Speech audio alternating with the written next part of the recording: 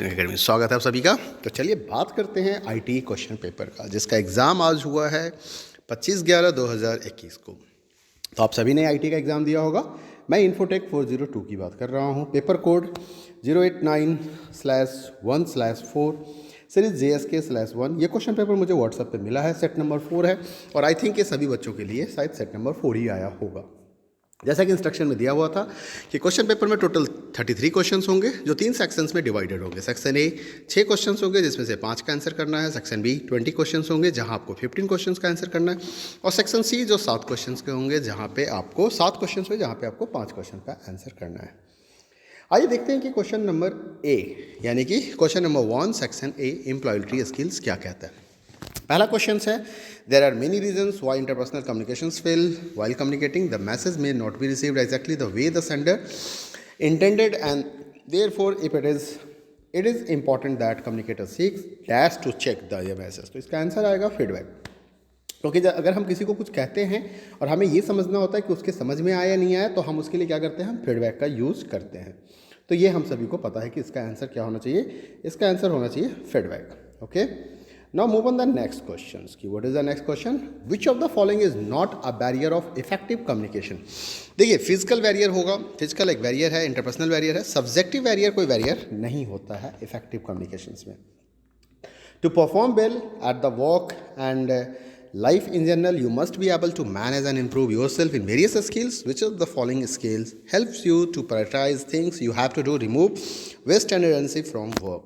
The answer is time management. क्या answer आएगा इसका? इसका आंसर आएगा time management. ठीक है। नेक्स्ट क्वेश्चन है, managing stress is about making a plan to be able to cope effectively and daily pressures.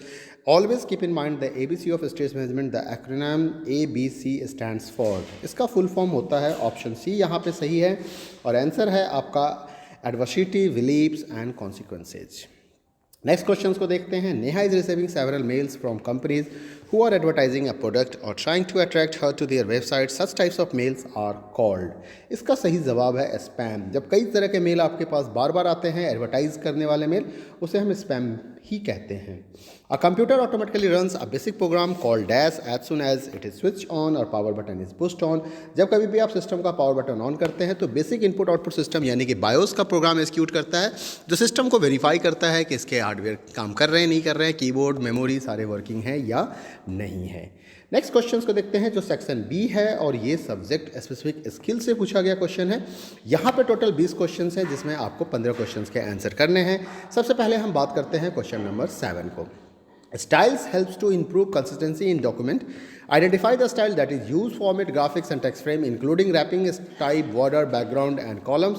इसके लिए देखो यहाँ पे फ्रेम की बात की जा रही है, तो इसका जो सही जवाब है वो आपका फ्रेम स्टाइल होगा। Argument pass to a macro from Calc. देखिए, कैल्क में जब कभी भी किसी मैक्रो को आर्गूमेंट पास किया जाता है तो वो ऑलवेज वैल्यू होता है, वो ऑलवेज क्या होता है, वैल्यू होता है। In a document that is used to apply a style to many different areas quickly without having to go back to the style and formatting window and double click style, ये हमारा fill format mode होता है। इसको हम क्या कहते हैं, fill format mode कहते हैं, जिसकी मदद से आप क्या कर सकते हैं, किसी एग्जिस्टिंग स्टाइल को दूसरी जगह पे कॉपी कर सकते हैं। Tanu explained his class that to apply an existing style except for dash, position the insertion point in the paragraph, frame or page and then double click on the name of the style in the box. देखो, normally जितने भी styles हैं उन सभी styles में क्या होगा कि आपको सेलेक्ट करने की होती है, कर्सर को पॉइंट करना। तो इसका जो सही जवाब होगा वो होगा कैरेक्टर स्टाइल। जिस भी बच्चे का ये पेपर है उसने गलत आंसर किया है, इसका सही जवाब है कैरेक्टर स्टाइल।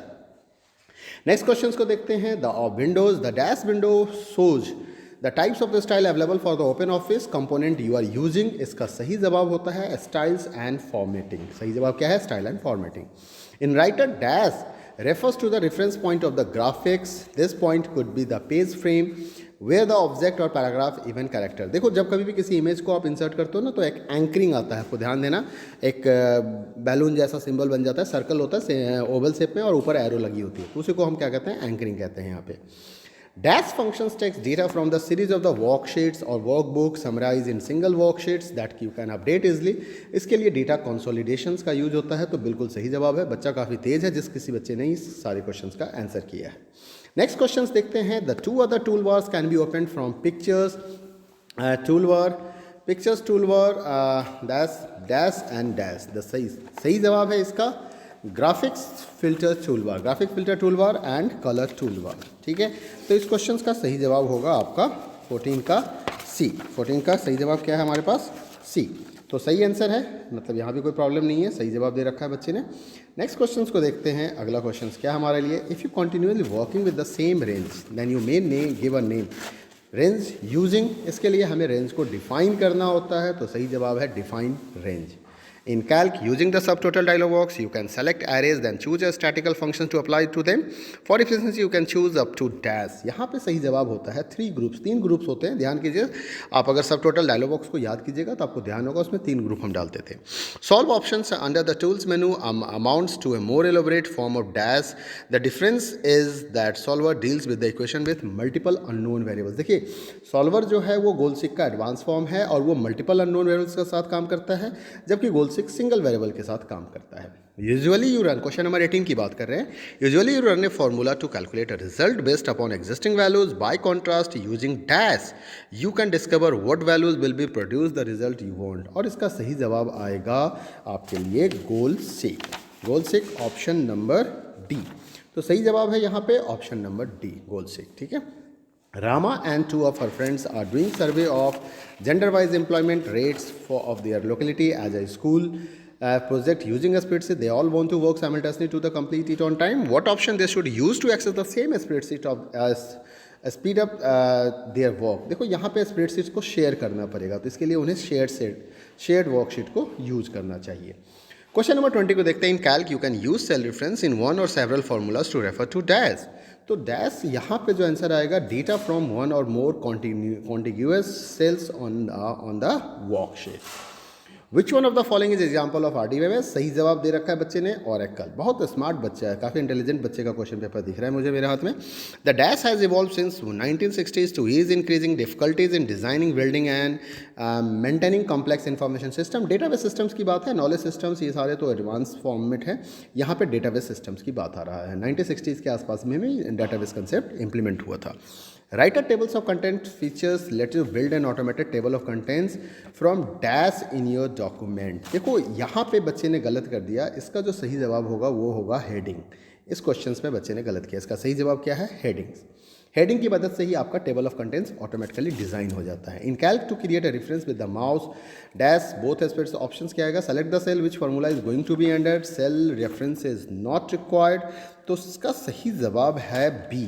इसका सही जवाब क्या है? इसका सही जवाब है B, select the cell in which the formula is going to be entered. तो आपको उस सेल को सेलेक्ट करना पड़ेगा।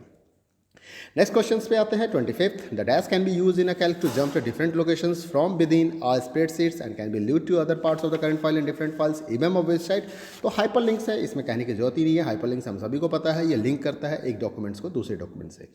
Any settings that can be added to or modified in a document can be saved in a template which of the settings below cannot be included in a writer documents and save as a template for the later use। Again यहाँ पे एक problem आ गई, इस बच्चे ने इस question का गलत जवाब दे रखा है। इसका जो सही जवाब होगा इस क्वेश्चन का वो होगा डी, फॉर्मूला सेटिंग। अभी तक 3 क्वेश्चन का आंसर गलत है यहाँ पे जो दिख रहे हैं मुझे। आते हैं सेक्शन सी की बात करते हैं। 27 नंबर क्वेश्चन।